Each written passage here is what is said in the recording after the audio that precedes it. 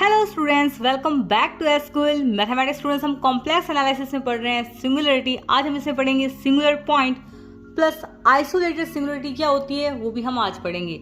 सो ये सिंपल सी डेफिनेशन है singular point की, आइसोलेटेड सिंगुलरिटी की, जो आपको लर्न करनी है। तो ये थ्योरेटिकल पार्ट है, तो आप देख लीजिए, थोड़ा सा आपको समझना है, ठीक है। फिर इस पे बेस्ड एग्जाम्पल हम नेक्स्ट लेक्चर में करेंगे, ओके। तो देखिए स्टूडेंट्स, सबसे पहले हमारे पास सिंगुलर पॉइंट, इसकी डेफिनेशन देखिए। A point z is equals to a is called a singular point of function of z if function of z is not analytic at a। मान लीजिए हमें कोई function of z दिया गया है, उस पर यदि हमारे पास z equals to a कोई point है और इस point पर यदि हमारे पास function analytic नहीं है, तो उस point को हम क्या बोलते हैं, सिंगुलर पॉइंट बोलते हैं। तो सबसे पहले इसका एग्जांपल देखिए। तो देखिए स्टूडेंट्स, मान लीजिए हमारे पास फंक्शन ऑफ z है 1/z-5। तो यहाँ पर आप z-5 इक्वल्स टू 0 रखेंगे, यानी कि इसमें डिनोमिनेटर को यदि आप 0 रखेंगे तो z इक्वल्स टू हमारे पास आ जाएगा 5। तो ये जो हमारे पास z इक्वल्स टू 5 है, उसे यदि हम इस फंक्शन में रखेंगे तो देखिए हमारे पास क्या हो जाएगा, z की जगह हम 5 रखेंगे तो 5-5 ये हो जाएगा हमारे पास 5-5 0, ये हो जाएगा हमारे पास 1/0 और 1/0 हमारे पास क्या हो जाएगा, इनफाइनाइट आ जाएगा। सो स्टूडेंट्स, जैसे ही हमारे पास फंक्शन की वैल्यू आई इनफाइनाइट, जैसे ही हमारे पास फंक्शन की वैल्यू आई इनफाइनाइट, तो हमारे पास फंक्शन क्या होगा, डिफाइन नहीं होगा, है ना। जब भी हमारे पास फंक्शन की वैल्यू इनफाइनाइट आ गई, यानी कि हमारे पास फंक्शन क्या हुआ, डिफाइन नहीं हुआ। जैसे ही हमारे पास फंक्शन डिफाइन नहीं हुआ, यानी कि फंक्शन हमारा एनालिटिक नहीं है उस पॉइंट पर, ठीक है। और उसी पॉइंट को हम क्या बोलते हैं, singular point. Then function of z is not analytic at the point z equals to 5। तो ये हम अभी देख चुके हैं कि z इक्वल्स टू 5 पर हमारा फंक्शन क्या है, एनालिटिक नहीं है। Therefore z is equals to 5 हमारे पास क्या है, सिंगुलर पॉइंट, ठीक है। तो देखिए स्टूडेंट्स, नेक्स्ट एग्जांपल है हमारे पास fz is equals to 1/z। यहाँ पर स्टूडेंट्स हम डिनोमिनेटर को क्या रखेंगे, 0 के इक्वल। तो ये हो जाएगा z-0 is equals to 0।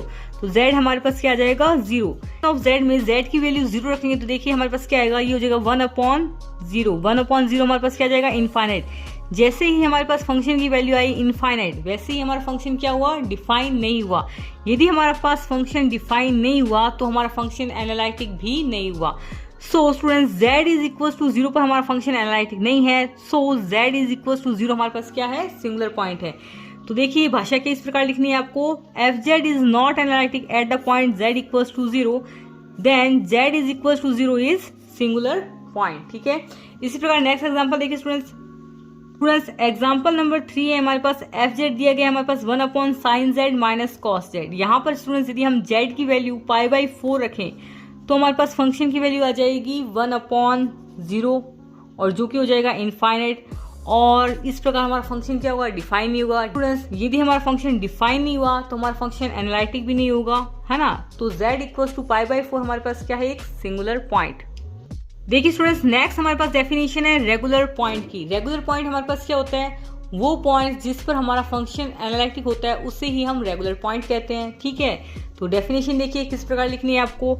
A point z is equals to a is called a regular point of function of z if function of z is analytic at a। यानी कि जिस पॉइंट पर फंक्शन हमारा analytic होता है वो point हमारे पास क्या होता है, रेगुलर पॉइंट होता है।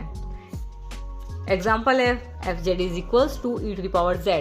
ये नोट कर लीजिए स्टूडेंट्स, यदि हमारे पास फंक्शन एक एंटायर फंक्शन है, ठीक है, मैं कुछ समझाना चाह रही हूँ, समझिए। यदि हमारे पास कोई फंक्शन है, वो हमारे पास एंटायर फंक्शन है, then every complex number is regular point for the function. यानी कि प्रत्येक, यदि हमारे पास कोई फंक्शन एंटायर फंक्शन हो गया, मान लीजिए स्टूडेंट्स, यदि हमारे पास कोई फंक्शन एंटायर फंक्शन हो गया तो प्रत्येक कॉम्प्लेक्स नंबर क्या होगा, रेगुलर पॉइंट होगा। यानी कि प्रत्येक कॉम्प्लेक्स नंबर पर हमारा फंक्शन एनालिटिक होगा, ठीक है। और उसे हम क्या बोलेंगे, जो पॉइंट्स होंगे उसको हम क्या बोलेंगे, रेगुलर पॉइंट्स बोलेंगे। अब हम देख लेते हैं आइसोलेटेड सिंगुलरिटी। तो देखिए स्टूडेंट्स, अब हम पढ़ेंगे सिंगुलरिटी। सिंगुलरिटी हमारे पास दो प्रकार की होती है, एक तो आइसोलेटेड सिंगुलरिटी, एक non isolated singularity. Isolated singularity में भी हमारे पास 3 सिंगुलरिटी होती है, रिमूवेबल सिंगुलरिटी, पोल और एसेंशियल सिंगुलरिटी। तो आज हम सिर्फ आइसोलेटेड सिंगुलरिटी की डेफिनेशन ही पढ़ेंगे। नेक्स्ट लेक्चर में हम आपको करवाएंगे removable singularity, pole, essential singularity and non isolated singularity. So सबसे पहले आप देख लीजिए आइसोलेटेड सिंगुलरिटी हमारे पास क्या होती है। डेफिनेशन देखिए, क्योंकि स्टूडेंट्स ये थ्योरेटिकल पार्ट है तो ये आपको पढ़ना ही पड़ेगा। नेक्स्ट या उससे आगे वाले लेक्चर में हम इसके एग्जांपल्स भी करेंगे, ठीक है। तो सबसे पहले इसकी डेफिनेशन देख लीजिए आइसोलेटेड सिंगुलरिटी की, प्लस नोट्स भी बनाते जाइए साथ साथ में।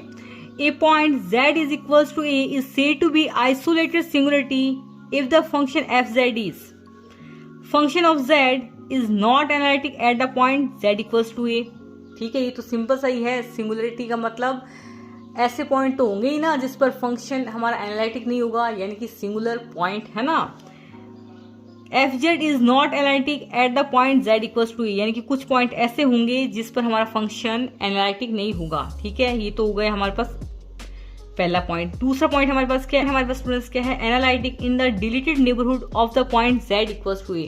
मान लीजिए स्टूडेंट्स ये हमारे पास z इक्वल्स टू a हमारे पास एक सिंगुलरिटी है, इस पर हमारे पास फंक्शन क्या होगा, एनालिटिक नहीं होगा। ठीक है, analytic in deleted neighbourhood of the function z equals to a का मतलब क्या होगा, यानी कि स्टूडेंट्स इस पॉइंट को छोड़कर, मान लीजिए इस पॉइंट को छोड़कर, है ना, डिलीटेड मतलब इस पॉइंट को छोड़कर जितने भी पॉइंट है उस पर हमारा पर फंक्शन क्या होगा, एनालिटिक होगा। ठीक है, और आइसोलेटेड का मतलब क्या, यानी कि अलग अलग रहने वाला इंसान, यानी कि ये मान लीजिए इस पॉइंट पर ये हमारे पास फंक्शन एनालिटिक नहीं है तो इसके आसपास कोई भी हमारे पास क्या होगा, सिंगुलरिटी नहीं होगी। ठीक है, अलग थलग मतलब ये एक ही सिंगुलरिटी होगी, इसके अलावा हमारे पास यहाँ पर आसपास में हमारे पास कोई भी सिंगुलरिटी नहीं होगी, उसे ही हम आइसोलेटेड सिंगुलरिटी बोलते हैं। आइसोलेटेड मतलब एक अकेला वो पसंद करता है रहना। ठीक है, मान लीजिए दो पॉइंट हो गए तो ये एक आइसोलेटेड सिंगुलरिटी होगी, ये एक आइसोलेटेड सिंगुलरिटी होगी। इन दोनों के अलावा हमारे पास आसपास में कोई भी हमारे पास सिंगुलरिटी नहीं होगी, यानी कि ये अकेले अकेले रहना पसंद करते हैं। समझ गए।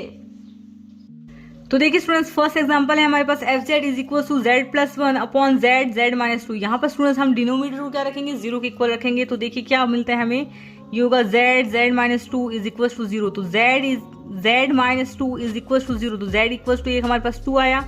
इसको हम किस प्रकार लिखेंगे, z minus 0 is equal to 0। z को हम z माइनस 0 लिख सकते हैं ना, हाँ बिल्कुल लिख सकते हैं। तो यहाँ से हमारे पास z की वैल्यू आई 0। ठीक है स्टूडेंट्स, तो z equal to 0 and z is equal to 2, दो हमारे पास क्या है, सिंगुलर पॉइंट है। क्योंकि स्टूडेंट्स यदि मैं यहाँ पर z इक्वल टू 2 रखूँ इस फंक्शन में, है ना, z इक्वल टू 2 रखूँ तो ये देखिए यहाँ पर 2 प्लस 1 अपॉन 2, ये 2 माइनस 2, तो ये हमारे पास 3 अपॉन 2 मल्टीप्लाई में 0, ये 3 अपॉन 0। फंक्शन हमारे पास क्या आएगा, इनफाइनाइट, है ना, फंक्शन की वैल्यू हमारे पास आएगी इनफाइनाइट। जैसे ही हमारे पास फंक्शन की वैल्यू इनफाइनाइट आई, फंक्शन हमारा डिफाइन नहीं होगा। जैसे ही हमारा फंक्शन डिफाइन नहीं होगा, फंक्शन हमारा एनालिटिक नहीं होगा। ठीक है, इसी प्रकार 0 के लिए आप देख लीजिए, ये हो जाएगा 0 प्लस 1 अपॉन 0, 0 माइनस 2। तो यहाँ पर भी फंक्शन की वैल्यू हमारे पास क्या आएगी, इनफाइनाइट। जैसे ही हमारे पास फंक्शन की वैल्यू आई इनफाइनाइट, वैसे ही हमारा फंक्शन क्या होगा, डिफाइन नहीं होगा। फंक्शन डिफाइन नहीं हुआ तो यानी कि फंक्शन हमारा एनालिटिक नहीं हुआ। ठीक है, इसको आप थ्योरी में कैसे लिखेंगे, देखिए, then z is equals to 0 and z is equals to 2 are the isolated singularities। ठीक है ना, ये दो हमारे पास क्या है, आइसोलेटेड सिंगुलरिटी है।